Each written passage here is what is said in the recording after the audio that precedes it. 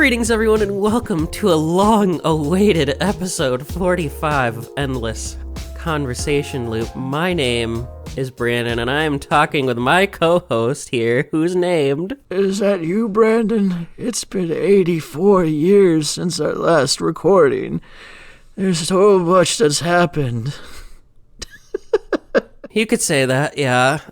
Today is September 3rd, 2025, I'd say about a month after our previous recording, because the month of August has largely not been kind to us. And as I've said many times on this show, our everyday lives come before this show, which I think is fair, okay? We gotta figure out our own things in life before this.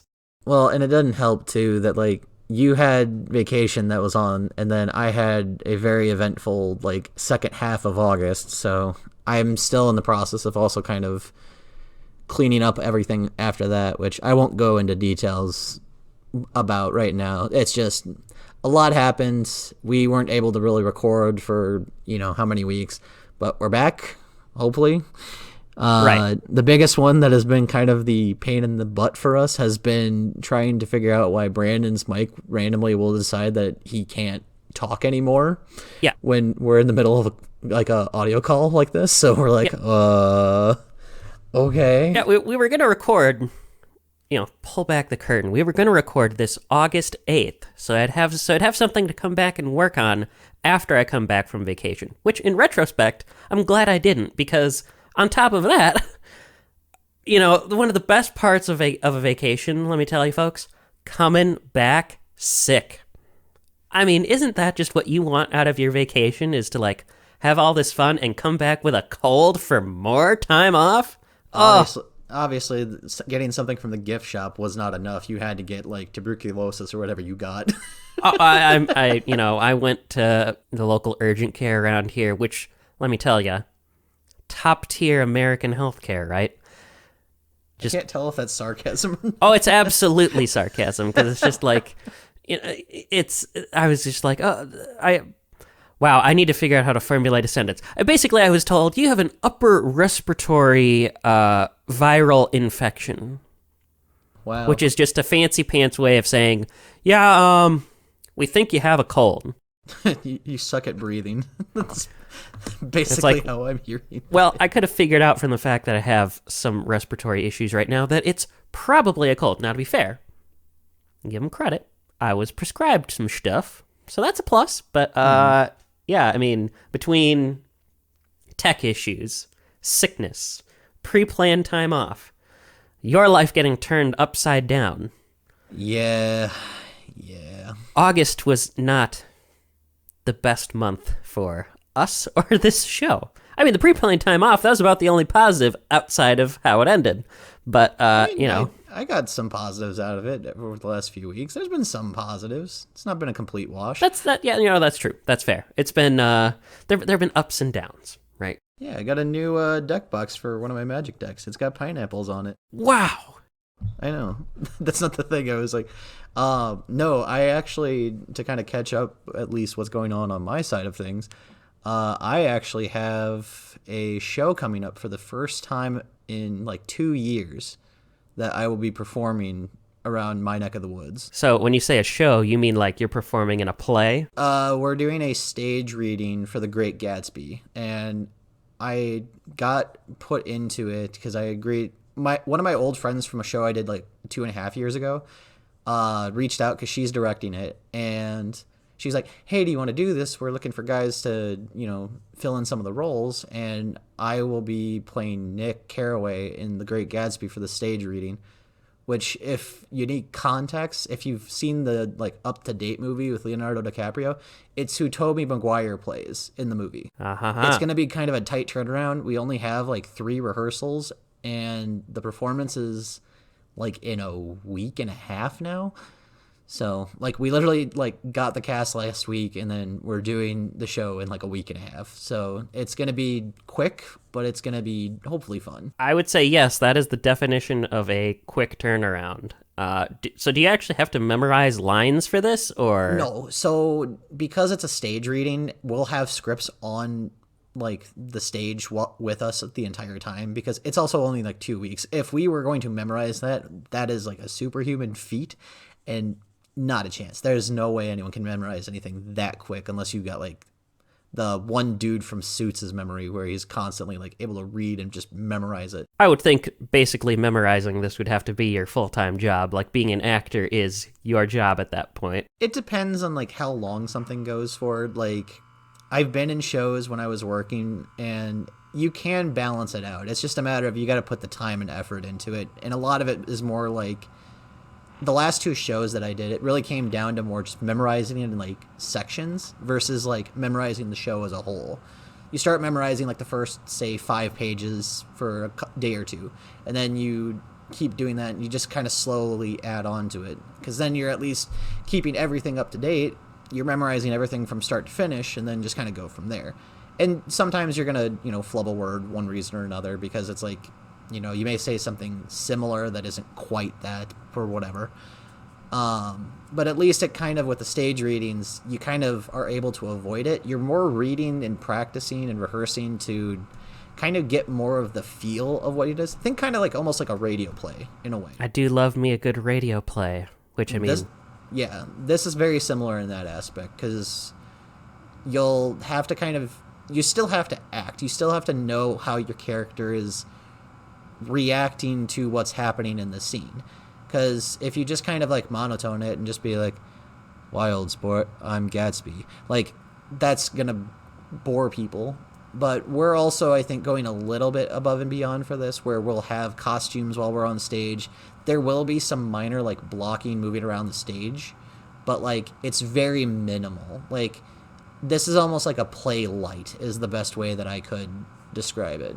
But okay, it's fun. I'm just happy to be doing a show again for the first time in like 2 years, because my last show that I did was a lot of fun, and this was another one where I'm like, I know the material at least well enough to understand what's going on, so it seemed like a easy transition on that front. See, doing something like that, or a radio play, of course, would be something I would be more into, because the thing that I hate about doing plays is I hate memorizing lines. I do not enjoy that process at all. But I like drama. I mean, that's why I loved doing improv stuff. In fact, one of the things I did while I was on vacation, the very first night, my dad and I went to a local comedy improv theater and saw a show, and it was pretty good. So, like, I love that stuff, but I don't like memorizing lines. So there's nothing wrong with that. I mean, I feel like this was a good thing for me to kind of step into after, like, I've been very on and off with theater for like probably 10 years now, where it'll be like I'll have like a couple, like 2-3 years where I'm really active. I'll be off for like a year or two, and then come back and do the same thing. And like now I'm back in the active scene right now. So it is a bit much sometimes, but like this is a good, like, very minimal commitment too, where it's like we're only going to be rehearsing for like 2 weeks, and then I think it's only one performance, which makes it so much easier by comparison. Oh, absolutely. It's not that massive time commitment you have to have like in a full-blown show. Right. So my hope is that this is a good starting spot, and I'll be able to, kind of maybe kick off another show down the line. I don't know what yet, mostly because I haven't really been able to pay attention. I spent the last 2 years working on third shift, which was a nightmare to try to do anything during the day. And last time I did that was like in 2018, and I told myself I was never doing that again. I'm like, no, not again. I can't. I'm 34, man. I can't do that at my age anymore. I was already running that when I was like in my 20s, and that was already pushing it. To the point of your joke intro at the start of this episode, you're not a spring chicken anymore. You gotta be a little more cognizant of what you do at your age. Dude, I don't even know what season chicken I am. I'm like probably dead of winter chicken at my age. Yeah, well, we'll say autumn. I think autumn's a nice, like, Grand Theft Autumn, baby. Fall Out Boy. Oh I man, miss this so much. I can't even tell you. it provides entertainment not just for you who may be listening to us with your AirPods or with your headphones. It's entertainment and brings joy to That's us. right. All 4 of you that are listening.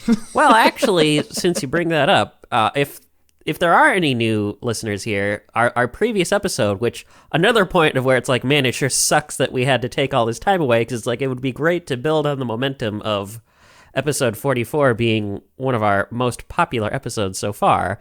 But, sometimes that's how the cookie crumbles. Now, when I say popular, I mean in the context of like if other episodes would get like 3 to 4 listens, this one, or 3 to 4 like streams and downloads, this one has 20. So, Hey. that's a pretty big upgrade. I have a feeling the way that I titled the episode had a little something to do with it, because I was like, the title I gave to it was seriously, Stop Killing Games, which obviously uses the entire name of the initiative, the movement, and we're just, I felt it was an appropriate name, because it's like we're just kind of adding on to it, where it's like we're trying to hammer home the point in our covers. It's like, seriously, this is a thing. We need to stop doing this. So, but SEO, am I right? Not that I'm very good at that, but I'm just saying it just seemed like it was just a happy coincidence that worked out in our favor in this case. Well, at least it's like we're getting new ears on the podcast, and it's greatly appreciated, anybody who's taken the time to listen to 2 guys on the internet ramble for God knows how long. Speaking of, we should probably dip into our topic for the day, if you're feeling it. Indeed, I think we should. I have a couple follow-ups to previous things that I think would be interesting. One of them, I'm kind of at the point where it's like I'm ready to get rid of it. The other one, I think I can save for next time. The one thing I definitely do want to get in before we move into the main topic is a brief correction to the previous episode where we talked about the tariffs. I'd stated that they, quote, began August 1st. No, they did not. Tariff negotiations ended August 1st, and they began later in the week of that week, which, I'll be frank, I don't really know how much that matters, because it's really hard to follow the timeline on some of these things anyway, because it just seems like things are constantly changing. But I didn't, I want to make sure we got that all correct here. Now, would you kindly introduce us to today's main topic, chosen by yourself? So, I am a very avid video game collector. I am never gonna hide that about me. But one of the things that I genuinely like to try to do is get games that like I would probably want, not necessarily as a thing that I want to play, but more for the collection, and when we were talking about this, the way I phrased it was my white whale. And the reason I kind of came up with that was a while back I was struggling to find a very specific copy of a game that I wanted. And I was looking for the PlayStation physical copy of Clair Obscura Expedition 33, which I was able to find, which was the good news. GameStop somehow delivered on this one. But it got me thinking about like some of the previous games that I've had in my collection that were also my white whales prior to that. And I thought it'd be a fun topic to kind of go over, some of those that, it kind of came down to for us that we've been wanting for like a long time, or maybe ones that we haven't even gotten to find yet. Maybe they're still out there. Yeah, I think this is a very interesting little topic, because, see, I approach it in the opposite way from you, which is I try to go for games that's like, I know I'm definitely going to play this eventually, or it's at least gotten me to the point where I'm like, I think I would play that. I don't tend to buy games that I'm just like, well, I got it because I wanted to own another video game. So for me, because the idea of a white whale, that comes from Moby Dick, right? Yeah. The titular whale of the novel, right? And it's not necessarily clear, like, well, what's Ahab gonna do with the whale? He just wants to hunt the whale, hence And I think honestly, that term kind of works out for you. It's like you just kind of want to get it, right? right. And honestly, it kind of will dig into like the themes of the book, where it's like Captain Ahab is willing to do anything to get the white whale, and in the same case, it's like, what am I willing to do to get this thing specifically for my collection? Right. And I mean, I have a very less violent approach than Ahab did, but I think it's still interesting because it's like every person who I think that collects video games, like they may have like a tailored taste to it. Whereas for me, it's like I'm for trying to just get anything that I can get my hands on and play. Like, oh, and side tangent, my New Year's resolution that I have successfully beaten 12 games in the year. Woohoo! And I am working toward trying to beat 20 now by the end of the year. And I am currently sitting at, I want to say it's 16 now. Well, you're almost there then. You're at the halfway point between your first goal and your new goal. Yeah, because I wanted to try to go and play some other games too. I still have a handful of games that I started that I haven't finished. Like I'm still in the middle of like Soul Silver, the Great Ace Attorney Chronicles I haven't touched in a while. But I have been able to kind of slowly start beating some of these games again. And I'm trying to figure out like what are the ones that I want to do this year as best I can.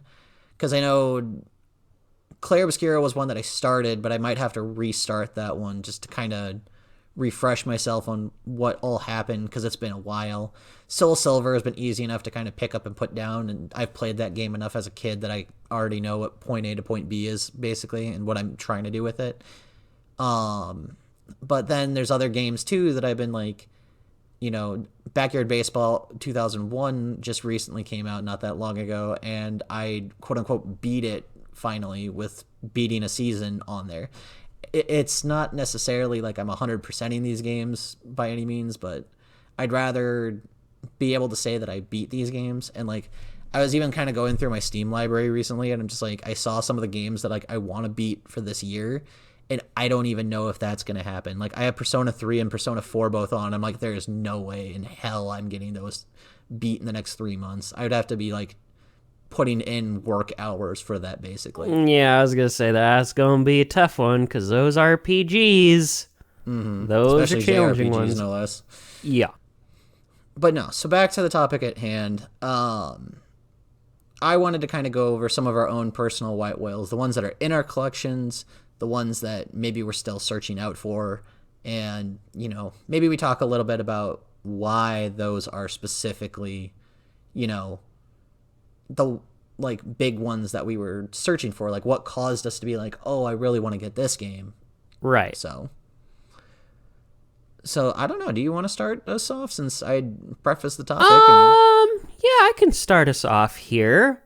So, I think an interesting one to start with, it occupies a weird space because in a sense, based on how I was looking for it, you could classify it as a white whale, but it's never been a game that A, has been especially hard to find and like on its own, and B, it's not one that I'm like super like, oh my god, I just have to play it. And that game is Mario Paint for the SNES. Interesting. Like a physical copy of it, you mean? So it's a little complicated. I remember when I was a kid going to local game shops, lousy with copies of Mario Paint, which just means tons and tons and tons and tons of copies of the game. But it's just the game, right? And Mario Paint is a pretty cheap Super Nintendo game. Mm-hmm. The reason it's cheap and the reason you can find so many copies on its own is because it is not playable with a Super Nintendo controller. You need an SNES mouse to play it. So, it's like, on the one hand, it's really easy to get. If I wanted Mario Paint, I could have had like a dozen copies already. The problem is, if I actually want to play it, I need to find the game and the mouse. And if I want to go the extra 9 yards, not only did the original game back in the 90s come with the game and the mouse, it also came with its own mouse pad. So there's your third piece of the puzzle. This is less like searching for like a game. This is like you're on a scavenger hunt to try to get this all going. Right. Just so, for so a you see, game, no less. That is like, I would assume, mid at best. I mean, it's a paint program. It's actually a pretty iconic game in a lot of ways. Like, there are a lot of people who swear by Mario Paint, particularly the music editor. Like, there's a whole separate, someone later, years later, made a dedicated program for Windows that's just the Mario Paint music editor. So they can make their own chiptunes longer using the sounds from that game. So, like, it has a pretty important legacy, and you can see a lot of its DNA in games like Super Mario Maker and Super Mario Maker 2. Right. To the point that the original game has Nat Attack in it straight from Mario Paint. But, so I still don't have Mario Paint. I still don't have an SNES mouse. But, since I moved up here, one of the things that I have found at a local game shop, they were just selling the mouse pad. Hey, that's one. I feel like that would have been the hardest one to find of the three. It is the hardest piece to find. So I have the mouse pad, but the most hilarious thing since I've moved up here, I don't know that I've seen hardly a copy of Mario Paint. It's so weird, like, how things sometimes work like that, where it's just like, there's an abundance in, like, one area, and then suddenly you never see it in another area or something like that. Well, so now it seems like the hardest part, though, too, is finding the mouse. Which, I mean, makes sense. Yes, I could get one of the aftermarket SNES mice, like one of the Hyperkin ones, and it probably would work better than using an old school SNES mouse with the ball in it and everything that was used 30-some years ago. But it's like, I want the whole experience. But as if things couldn't get any more hilarious with this, and why I thought it was like, even though it's not a game that I'm like, oh my god, I have to have, but it makes a great story. The first addition to the SNES library on the Switch, after the Switch 2 comes out, is Mario Paint. Because you can use the Joy-Con for the Switch 2 as a mouse. I'm really curious if that means that the mice will get cheaper now because of that, or if they're going to get more expensive because of that. I don't know. I could see it going either way. And I will say, for you Switch 1 owners on here who still want to play Mario Paint, you can, but you have to use an external USB mouse. So it is still playable on the original Switch, but obviously it's a lot easier on the Switch 2 when it just has the mouse capabilities to do that. So I've played Mario Paint now. I mean, it's fine. There's other stuff I'd personally rather use the SNES mouse for, but it's just like, I just thought it was how appropriate that this would all come together with how things are with this topic, that it's like, I've been on the hunt for these 3 particular items, and I get the hardest one to find, and then I unintentionally get the other 2 without really getting the other 2, just through the serendipity of the fact that the Switch 2 can use its controllers as mice. I just love the flex that you can do now, where it's like you just on the Switch 2 version of it using your Joy-Con as the mouse, and then you just break out the mouse pad solely for this. Well, and the most hilarious thing, like, it's a mouse pad, but it's not a soft mouse pad. It's like a giant hard hunk of plastic. I know what one you're talking about, because like I think I've seen one in person in my life, and I remember like touching it, and I'm like, this feels wrong. Like, I'm under the impression that at one point it was soft, and then it's just, as it's gotten older, that material did not age well. That's my guess. It just suddenly transformed into a big piece of plastic. It's solidified. So that is my first white whale. Would you like to share one of yours now, and then maybe we can go back to another one of mine? So I would say my first one that both you and I at least have some knowledge of is many, many months ago, I was on the hunt for basically, at one point, every Professor Layton game, which I am still currently trying to play through those as well. And I found the crossover by sheer dumb luck of Professor Layton versus Phoenix Wright, or whatever it's called, for the 3DS. That was a very difficult game to find because 3DS games, like let alone like those types of like they're exclusive and they didn't have as many copies as like some of the more popular titles. That thing is hard to come across anywhere. It doesn't matter where you are in the country, and it's like, and on top of it, it was like, it's expensive. It's like, I think it was like $135 when I bought it, or something to that much. But I remember like I was in my local game store over here, and I just saw it in the case, and I immediately just turned to the owner and I said, "Need it." Just like I didn't even like. I was like going full feral when I found it by sheer dumb luck, because it was like I wasn't planning to buy anything. I was just kind of scoping it around since I was in the area, and I'm like, if I don't buy this now, it's gonna disappear when I can, and I'm gonna be even more mad at myself, and then I'm gonna have to do this song and dance all over again. I need to buy it today. So I ended up buying it that day, and I haven't had a chance to play it yet, but I will be hopefully in the near future. Mostly because my 3DS hasn't really had a lot of love lately. I've been like playing more stuff on Steam and Switch and PS5 and all that. But it's like, it will be played at some point. So, on the subject of that game, I didn't mean to turn this episode in any way into a giant, apparently flexing episode for me. But, so, I own this game too. Mm-hmm. Mostly. There will be a twist in this tale. Uh-oh. Professor Layton vs. Phoenix Wright was the first Layton game and the first Ace Attorney game I played. Oh, so you got basically 2 starts to a franchise for your own good, don't you? Yes. Yeah. I specifically went out for that because I was like, well, I really want to try them. And going into it, I was like, I think I'll like Layton better because, like, you know, the lawyering, it's like, can it really be that cool? Of course, it turned out to be the opposite for me. And so in like 2015, probably, maybe 2014, I go out and I'm at one of my local shops and they have a copy. And I've still got the price sticker on it. Oh, Do you want to have any guesses as to how much I spent to get this very elusive game now? I'm going to take a wild guess you got it like when it came out, so it's going to be like $40. $22.99. Complete. Oh. Game, box, and manual. That hurts so much more than you realize, because I'm sitting here like I'm now $90 cheaper, or $110 cheaper, whatever it is. $110 cheaper is what I paid, yes. But there is a twist. Uh-oh. Which is, I don't know, have I not mentioned this to you, that like my 3DS and many of its games went missing many years ago? No, I don't think you did.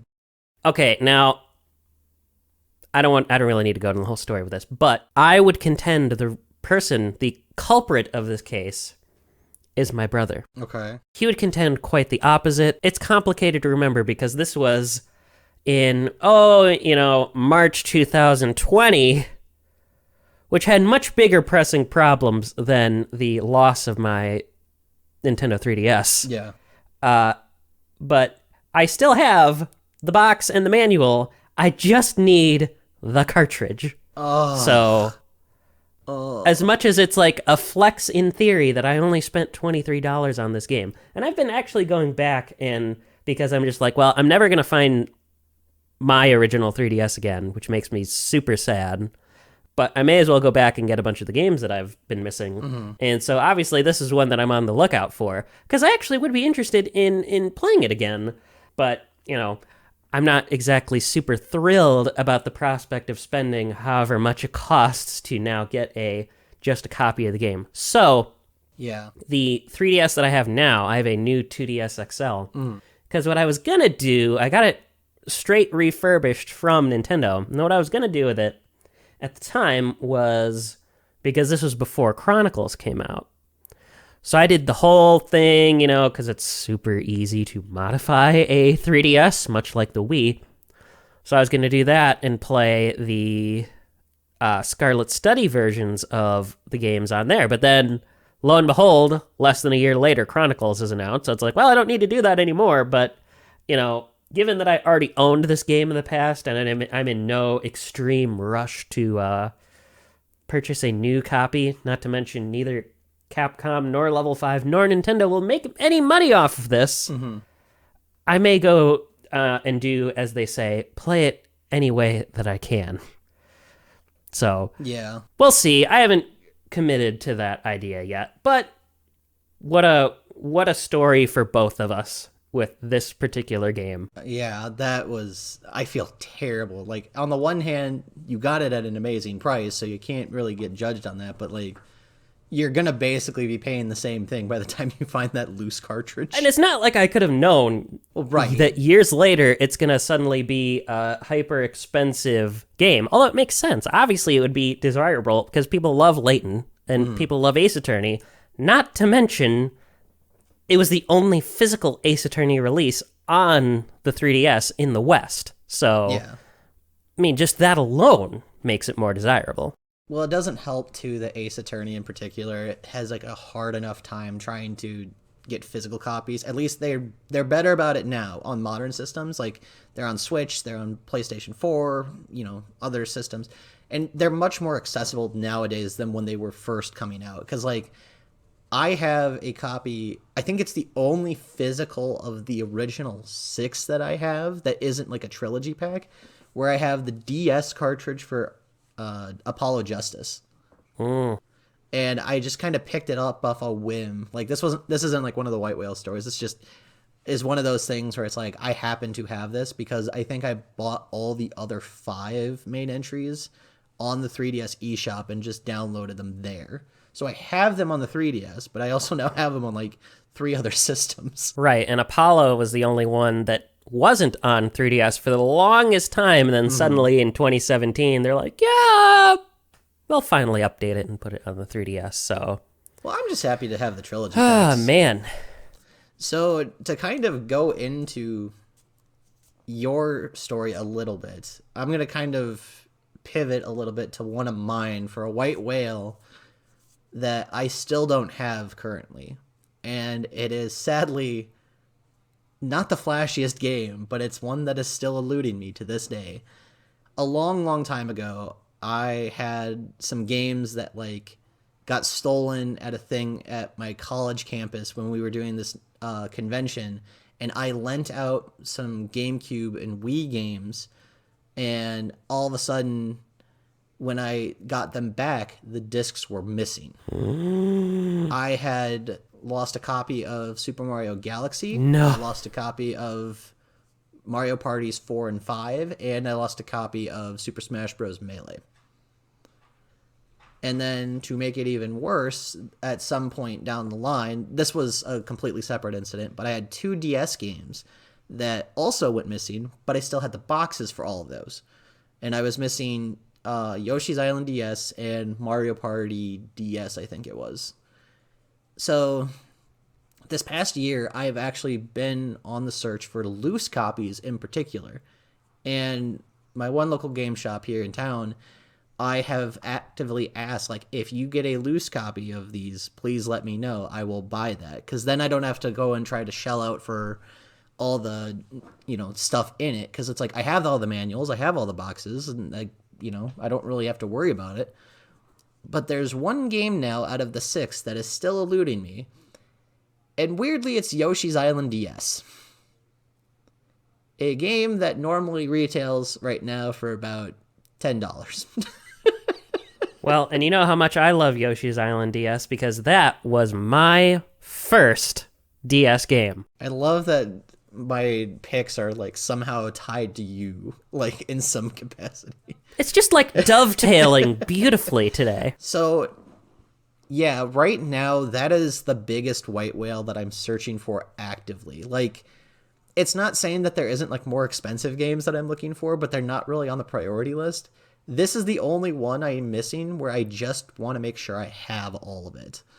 And it's the only one where I'm actively missing it, which sucks. But it's, I'm not really losing sleep over it, but it's like I keep kind of like constantly going through like any stores that I go to just in the off chance that there might be a loose copy somewhere, and still haven't found it. and I'm hoping that I will one day find it. But Well, if I happen to stumble in a shop and I see a copy of my childhood DS game, I will literally hand you $10 next time I see you.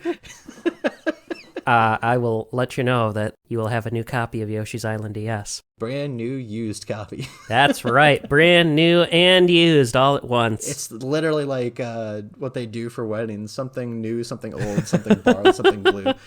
Well, mine will just be a singular cartridge of Yoshi's Island DS for my wedding. Well, and it works for everything because it's new to you. It's an old game. It was used. And aside from a picture of Yoshi and the logo on it, the cartridge is blue. Yeah, and then I'll be borrowing it from you. I'll be giving it to you. I'll bought it for you. You get, I can't do it because of the sake of the joke here. How dare you? Okay, well, shall I share another one of my white whales here? That's what I've been hoping for, All right. my guy. Well, I have one that I think would dovetail nicely, and, I know you had some of your rules with this, but I went a little outside the box, because that's just the kind of guy I am. And I wanted to tell a story about a white whale arcade game. So a game that I was looking for to play in the wild. So there is not a ton of super duper positive memories I have in college, which makes sense because I started college in September 2019, which means my spring semester started in January 2020. Man, I can't imagine what was going on at that time. Right. So, college was a little bit complicated. Not to mention, it's just like I thought college was a lot of more busy work as opposed to like really opening the ways and changing how you think about the world. But whatever, that's not relevant to this point here right now. I've always viewed college more as like it's just a giant social experiment and maybe you go to class once in a while. Yeah. I did a lot more of the class than the social stuff because, again, that's just the kind of guy I am. Anyway, so I haven't really specifically talked about where I went to college because I started this podcast while in college and I hate, I like keeping a little privacy. But I've been out of college for a few years, and I'm sure eagle-eyed viewers of the video version of the show may have noticed a sheet in the background of my second dorm that may reveal where I was. I was in Madison. And one of the sort of like things you wouldn't necessarily think about Madison, but it's true, apparently, is they have 2 arcades in town with cabinets of a very elusive arcade title, and that title is F-Zero AX. Yes!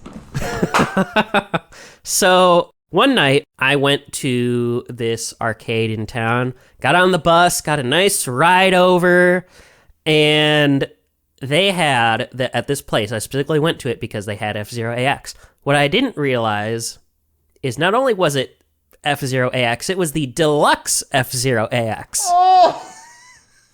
So it's the version where you actually sit in the cockpit, and when you turn the steering wheel, like it turns the chair around with you too. Don't get me excited. I want to actually experience this at some point. I want to go find this. Here's there's only one issue with this particular cabinet at the one that I went to as opposed to the other one. I should have gone to the other one, but I didn't know at the time that there were 2 in Madison. I didn't even know there were any in Wisconsin, if I'm being completely honest. The one that I went to at Geeks Mania Arcade, they don't have a functioning memory card reader. No! So everything about it is perfect. Other than that, I don't know if the other cabinet is the deluxe one, but I read, because there is, I kid you not, there is a spreadsheet that someone has made public for the internet with like, hey, here's all the known locations of F-Zero AX machines in the world. How have I never known this before? I can send you a link later. You were sending me a link because it is my goal at some point to get a GameCube memory card so I can finally play all the racers on that game. I have F-Zero GX. I've had it for years. I have only ever been able to unlock 2 of the characters. Oh yeah, well, and I've never been able to get the rest. And that was specifically more why I wanted to do it because it's like, well, I want to play these characters in F-Zero GX, but I don't want to play all the story chapters on very hard because that's like impossible Oh practically. yeah, I'm in the same boat. Like it was already hard enough when I was beating that just on the regular levels, and it's like, oh, we're gonna make it even more difficult, all because I want to play as Samurai Goro's kid. Right, Hell no. right, because that's fair. So yeah, when we're done with this, I will send you a link to the F-Zero AX cabinet log. I have never been happier. I hope to God those are still running around somewhere in Madison. I will be going to Madison in the future now. For sure, as of September 22, I can tell you, or September of 2022, the one that I went to is absolutely still there, and it is the deluxe cabinet. And as of August 2024, the other one in Madison is still present, and it is a deluxe cabinet. Oh, God. I just want to experience it. I just want to do it one time, and I will die happy. Like, that is on my bucket list in terms of gaming stuff that I want to do. I need to go at least beyond that machine at some point. So what it sounds like you're telling me is you will be taking a road trip to Madison, Wisconsin sometime in the Bitch, near I'll future. drag you with me. Because you're the map at this point. You'll have to find a weekend where I'm totally open. And Yeah, that's fair. That's fair. actually, the interesting thing is most of the cabinets are deluxes. I only see like 2 standards, I think, in this entire list in North America. Because the deluxe ones are the ones that had the GameCube slot in it, right? For the I think both of them memory card? had the slot. The deluxe one just has like the fancy pants cockpit on it. But Oh, gotcha. Yeah. I don't want to spoil it for you. But yeah, I mean, it's a really cool experience. Like, I am so excited beyond belief. You cannot even imagine right now. Like, I'm literally giddy. I'm literally hopping in my chair over here. I mean, I remember in our Switch 2 Direct episode, like, just when you saw F-Zero GX, like, I knew I had to mention this here today, because... Dude, I gets can't you so tell excited. you how at some point I will be getting a Switch 2 at some point. I know I will be. But, like, I'm so stoked that the GameCube stuff is all actually, like, games that, like, are already hard enough to find. And I'm like, I can finally play these instead of having to shell hundreds of dollars for them anymore. But Yeah, I might still do it anyway. the but, fourth release on it is Chibi Robo, like, Yeah, brilliant. because what is it? They have both GameCube Pokemon games. They've got Path of Radiance for Fire Emblem. Now, these and aren't Chibi added Robo yet, and but they F-Zero. will be adding at some point. Yeah, they will be added. They're not on there yet, but, like, they will be. But, like, that was what I was most excited about when I saw it. It was like, of all the things the Switch 2 can do, it's like, oh yeah, it's going to make Scarlet and Violet playable. No, dude, I'm more stoked to be playing Chibi Robo for the GameCube. I mean, it probably would be cheaper for you just to get a copy of the game, but I mean, if you're going to do all the other stuff with it, like, that's just a plus.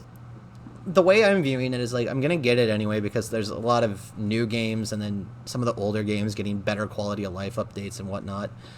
But, like, that's a whole separate conversation that we're getting into. Indeed. What do we think? We got time for one more of our white whales, or what do you I think? think so. Either one more each or just one more for you. I'd say one more each. I think we got time. So this is a white whale that I got a long time ago, and the timing of it all is probably the most unfortunate part of the story. So, going back on the Ace Attorney train, I have never been able to find the Ace Attorney Investigations DS game. And I think I want to say it was last year sometime, I managed to find it, like, in that spring or whatever it was. But I found it for, like, $90, and I got excited because I'm like, oh, right, I can actually play this, because, like, it was on my list of games to get for the longest time. And it sucks because, like, Investigation 2 was never stateside and whatnot. Fast forward a few months, only to find out that they are porting those 2 games eventually to the Switch. Of course. I was so angry that day because I found out I could have saved the $90 and just got it for the Switch. But I do have the DS copy still. I didn't do anything with it. And now, unfortunately, it is much, much cheaper now. I think I saw it drop to like $30 or something like that, whatever it is. but like it's much cheaper than the 90 I spent for it. And I was like so angry, but I'm like, I still got it. I'm happy. Like, it's one of those games where it's like you really can't be upset if you're a fan of the franchise to have it in like the original way that it was meant to be played. Like, I did get the Switch ports for those two games, and I'm still gonna probably get them where I can, but it's like, you know, when you get a chance to find something like that, that's like, you know, you still kind of want to get it how it was intended. I think that's always something that I've kind of looked when I'm going for games just in general, where it's like if I can get it on like the system that I have or whatever it might be, and like, you know, I understand the need for remakes and remasters and all that stuff, because some games get too old to that point where it's like, how many people are really running a Famicom or, you know, whatever Soulja Boy's console was? But they also have a tendency to, I think it loses something sometimes with those remasters or those remakes, because they don't quite hit the same way as like when they were intended as. Like, I'm not going to have the same reaction. Like, say Gears of War that just recently came out with a remaster on a PS5 and the new Xbox. I remember playing through the original trilogy on 360 back in the day, and I cannot tell you how emotional I got through those games, because it was like, it was kind of campy in points, but like when it really knew how to hit with the emotional beats, it hits with the emotional beats. And I'm sure it does it just as good in the remaster, but I do think that, like, at least for the older generation, I can't say this for everybody below probably my age, but I think those older games still mean something to a lot of people, and I think that's the way to play them, especially if you can. Yeah, I feel a little bit differently. Like, I agree with you mostly, but like, I think for me at some point it just becomes like I similarly had gotten the Phoenix Wright trilogy on the 3DS. It's like, okay, well, do I need to get all the DS versions if I'm practically playing the same game on the same hardware I'd be playing it on with better graphics? No. But then I got the Switch versions of that, and Apollo Justice trilogy, and Investigations Collection, and Chronicles, because it's just like, it just makes more sense to play them on the TV. Like, it seems highly unlikely to me that I will ever be buying another copy of those again, but I agree, there is certainly something to be said for plenty of games where it's just like the original version has a certain spice to it that makes it the version that you want to play. And I mean, as if you just couldn't keep hitting the dovetail so perfectly. The original Investigations, for me, I have a story with that too, because I think my copy is cursed. Oh, God. What do you mean cursed? Well, let me explain. So I got mine. I could not make this up if I tried, I promise. I want to say it was around my 15th birthday. So that would suggest actually that I got Leighton versus Wright in 2014, but I digress. Because I remember playing that and then going through the trilogy relatively quickish. And then it's like, okay, well, what am I going to play next? I'll play Investigations. And somehow, still many years later, there's a brand new copy of the game at my like local Walmart in the mid 2010s. So it's like, all right, well, this is perfect. So I got a brand new copy of that. I got to unseal it and everything. It's got, you know, manual and all that stuff. So like the fact that a 6-year-old game for the DS was still there well into the 3DS era should have been a sign. However, why I say it's cursed, and I don't really want to go into too many details on this either, but like, I swear to God, more often than not, like I've probably played that through 4 times, just the DS version.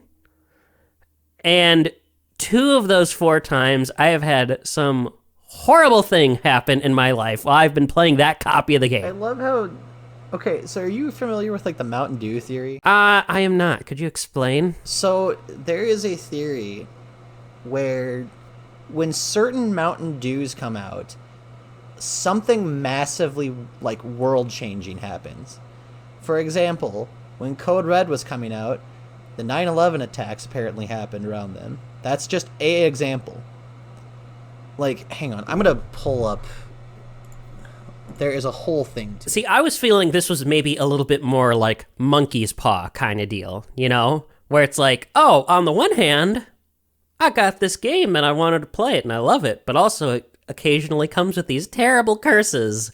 But honestly, this theory might work out a little bit more accurately. Okay, so this is kind of the gist of it, and I'm using a very broad description of it.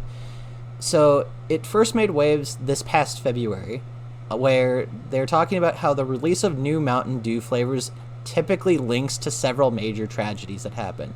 For example, Code Red came out 3 months before the September 11th attacks. Then there was also the the Maui Burst flavor, which happened 3 months before the Maui wildfires. And then there was the Star Spangled Splash, which released right before the Francis Scott Key Bridge collapsed in Maryland. Like, it is uncanny how many times this has happened. Like, it is very coincidental. But the way how you describe it with how things go with you playing Investigations, it reminded me exactly of that. And I was kind of like, there's no way he's like full-blown like Mountain Dew conspiracy with this game. Sure enough. Well, yeah, but I mean, I'm either 50-50. If you count my playthrough on the Investigations collection, I am like 3 times where I've played it and nothing bad's happened, and 2 times where I played it where it's like somehow some terrible, horrible thing happens to me. So I don't know what it is about Investigations, Ace Attorney Investigations, Miles Edgeworth being cursed, but hopefully I'll never have to put that cartridge in a DS or 3DS again, because I have my Nintendo Switch copy, and hopefully that game is not cursed because I got it brand new on launch day. But man, what a time I've had with that game. I believe it. So to round us out here, I'll give us one more white whale, and I'll give another sort of unique one. So earlier this year, actually, too, I was going back to some of my childhood PC games. I think there's something special about computer games. That's just what we called them, like, as a family, because it's not like the term PC was necessarily as popular of a term back 15, 20 years ago, right? And I definitely have my own era of those games where it's like I grew up in a lot of that humongous entertainment group. Like, I've talked about the backyard sports games in particular, but like I've played like the Putt Putt, the Freddy Fish, the Spy Fox, like all those games too. So I definitely get where you're coming from on those. Right, and I had a couple of those. For me, the big ones were the humongous was Spy Fox. That was my favorite. In fact, I remember us talking about that on an episode. Mm-hmm. But another couple groups of games I remember as a kid. I mean, I grew up with these like Scooby-Doo type games that were kind of like that. And another one that I grew up with that I just adored as a kid was this little PC game titled Mini Golf Master 2. And I remember we got it at like, I was living out in Pennsylvania. That was that part of my life as a kid. And we got it at this wholesale store. So it's it's sort of like a Costco or a Sam's Club, but it wasn't either of those. And it was that game and another mini golf game that was with it, but it wasn't Mini Golf Master 1. But of course, the fact that there is Mini Golf Master 2 suggests there should be a first entry. So one day, however many years ago, this thought pops into my head again about like, man, when did that game come out? Like, what was it like? So I go on the internet and I look it up and I find an itch.io page from the head of the company of the original developer of that first game, And you can just download it there for free. Or if you want to pay them a little bit, you can. And I mean, to me, the really interesting thing about it is PC games back in the day, I say as if I'm like really old, right? But PC games, I would say, particularly casual ones like this, are interesting in that the game that it says it is on the box isn't necessarily what that game actually is. So, like, what it says on this little description here from this page is, like, the actual name of the game is not Mini Golf Master, it's Miniverse. And it's this, like, top-down mini golf game that's actually nothing like whatever the sequel is. And it even lists in the description, quote, "It went on to sell hundreds of thousands of copies under various names because little publishers would just pick up this game and be like, hey, we want to sell this, but we're regional, right? So in my case, the publisher for this was called eGames, and they were a little regional, like, northeastern US publisher for PC games, but you just find them up in, like, that Pennsylvania kind of region. You know, I'm sure you'd find them in, like, Maryland, Delaware, like, neighboring states like that. But you could go to the West Coast and find the same game, but under a different name and under a different publisher because they picked it up there. Like, again, to go on it in here, it says various names: Mini Golf Master, eGames Mini Golf, Mini Golf 2, and it was a staple of the compilation CD-ROMs that lined the aisles of Fry's, Circuit City, and Walmart in the early 2000s. So it's so insane. I know. So it's like just finding this game it's the prequel, but it's not really the prequel to this game that I loved as a kid, was really interesting. And if anything, it also certainly makes me wonder about, like, well, what is the real origin of Mini Golf Master 2? Because outside of the splash page that comes up on Windows, you don't really see any reference to that being the name of the game within the game. So I'm sure it shows the actual name of the game somewhere, but I've never been able to find that same kind of thing within that game. And of all the games, right, to make me think about this, it's some little mini golf game. It's not like some huge necessarily big deal game, but it means something to me, and I just think those make for some of the best stories. Yeah, like, the way you kind of describe it is it kind of feels almost like the original Grand Theft Auto compared to, like, the modern day Grand Theft Auto, which is nothing like it used to be. It's like, it's that same thing with how, like, that plays. But it's so wild to hear that it's like, oh yeah, this is just under, like, you know, however many different names. It's like, but it's the same game. Why would what do you mean? What? Like, geez, that's such a weird thing to think about. Like, I don't think I've really heard of a case like that before. But it also goes to show, though, too, how different of a beast, way more so back 20 years ago, PC gaming could be. Because you definitely had crossover in terms of, like, oh, this game's on PC and it's on console. But that not nearly as much as I would say today, because with the advent of Steam and the Epic Games Store and all that stuff, where it's like, okay, where are the publishers selling you stuff through, like, a storefront on the computer, it becomes a lot easier to offer software, not to mention just how much closer PCs and consoles have become. Whereas, like, yeah, back in the day, you know, you'd see a ton of weird games. It's like, maybe you didn't hear about it, and there'd just be all kinds of different games. It's like, well, this is just a computer game. It's only on the computer, so that's what it is. So, I don't know. I loved getting to go through that whole little journey of learning about it and finally getting just play it. And I mean, it was a perfectly fine game. Certainly don't have the nostalgia connection to what to me would be Mini Golf Master 1 as I do to 2, but it was still like an enlightening experience as someone who had that personal connection to the sequel. So, oh, for sure. I think It's always interesting how those early games, like for PC in particular, were like such a wild west of how they were like done. Because the thing that I still to this day think is hilarious is the days when they used to put them in cereal boxes for kids to like go and get them.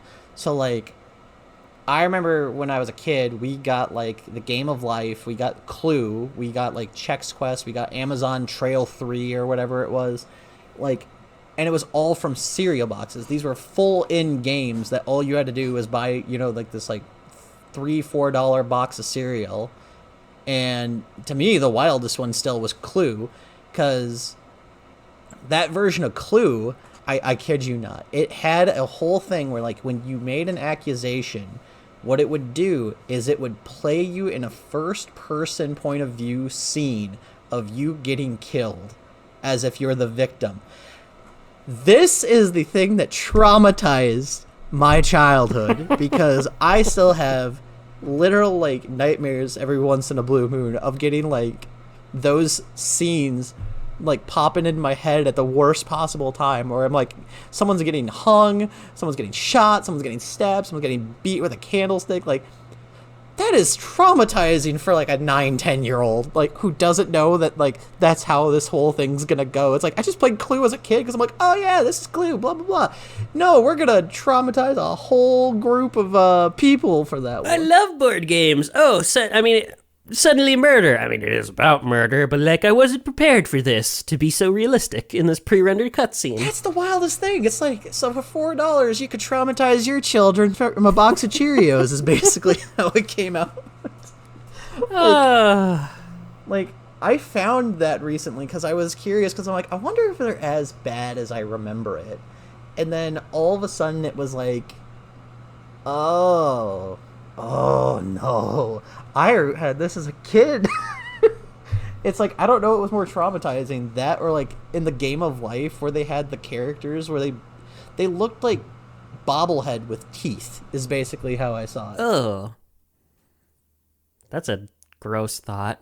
I mean, some bobbleheads have teeth, but like, no, but it's like they had like just giant like teeth, like that they were like to the size of the head instead of like, you know, maybe a little bit more proportioned or whatever. It's like, it was weird. Like, it's not scary, it's just unsettling to see that whole thing. Like, I don't know, there are some really questionable decisions in like the 90s and 2000s. Yeah, it was a different era. In some ways for the better, in some ways definitely for the worse. Well, I think that's a good place to end it off on, don't you think? I think so. This was such an unexpectedly wide net of topics, like going to one thing and then it kind of like perfectly dovetailed into like multiple different like smaller topics. Too. Yeah, we unintentionally like planned this out very well, and most importantly, you got the discovery of a true arcade white whale for you. Oh god, I'm going to Madison at some point now. I have to go see this. I need to witness and experience this firsthand. It's a good time. It's a great time. And speaking of having great times, I hope that's what all you listeners had today on this episode of Endless Conversation Loop. It took a while to get here, but you know, honestly, this is another, like, coming off of, like, episode 44 was really good. I think this is another really good episode, but just, like, for completely different reasons, so. For sure. But if it you just enjoyed feels nice it. to get back in the saddle, honestly, for me. Absolutely. And with such a, like, you know, it's a short episode, which, don't get me wrong, I won't complain about that. It makes it easier to put together. But between, you know, getting rid of all these issues and, like, finally getting to come together on something fun, it was a great time. And maybe you, listener, felt that way too. And if you did, you could like the episode. You could leave a comment. You can always send us a voice message at speakpipe.com/endlessconversationloop. I would love to hear from you. Now that I've gotten past my sickness, I once again dusted out the inbox and was sad to find nothing in it. But that will change one day. I know it will. Just through the laws of time, you know, it has to happen eventually. Yeah, and if I would love it if you did any of those kinds of engagement things. Man, I haven't done this so long. I'm forgetting how this thing ends. Yeah, Yeah, you can listen to us on audio, or there's the video on YouTube. But with that, I think I am ready to sign off of this rambling outro. I am Brandon. And I am still happy we're doing this show. And we will be back here possibly. Hopefully sooner than expected, I'd like to think. But yeah, things are just a little in flux right now. But yeah, we'll figure it out. We'll get back to a regular scheduled programming hopefully soon. Indeed. Probably won't hit the 20 episode goal for the year now, but we'll get really close. All right, well, thank you for listening, everyone. Bye-bye. Bye-bye.